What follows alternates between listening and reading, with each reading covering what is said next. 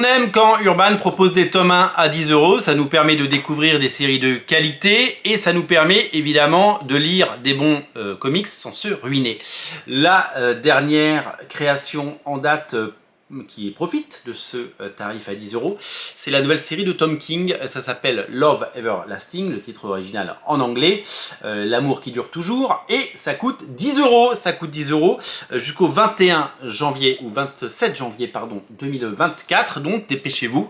Un tome 1, évidemment, à ce prix-là, eh bien, ça ne se rate pas.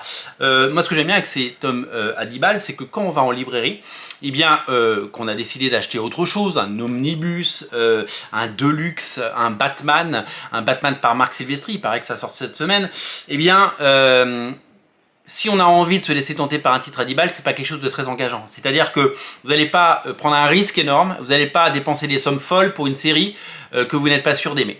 À 10 balles, le risque il est minime et au pire vous êtes agréablement surpris. Et avec des noms tels que Tom King et Elsa Chartier, je pense que vous pouvez évidemment vous régaler. Alors ce qui m'a sauté aux yeux quand j'ai découvert cet album, c'est pas seulement son prix, c'est la DA. La DA avec, vous le voyez, une couleur sur le dos, on n'est pas sur du noir. Et derrière, c'est pas une DA de Urban habituelle, ni de Urban Indies, on est sur une vraie création graphique et qui dénote un petit peu des autres séries. Donc Urban a fait un pas de côté pour cette série et pour d'autres, pour nous proposer une autre expérience et peut-être séduire un autre lectorat à ce prix-là. Il faut vraiment se laisser tenter.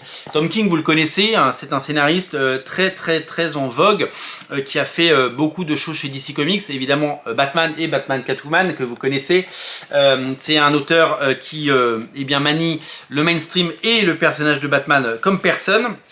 C'est également un très bon scénariste que j'apprécie énormément et c'est vraiment quelqu'un que je suis assez fidèlement parce que je suis rarement déçu par son travail. Elsa Chartier, vous la connaissez, Cocorico, elle est française. C'est une autrice qui s'est fait connaître à travers Ulule, où elle avait lancé sa propre série qui a plus tard été reprise par Glénat, et depuis quasiment une dizaine d'années maintenant, elle travaille pour tous les grands éditeurs.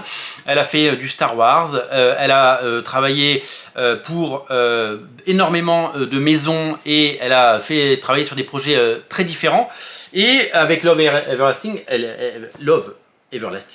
Everlasting, exactement, eh bien, elle nous propose quelque chose de tout à fait différent et dans la continuité de ce qu'elle sait faire.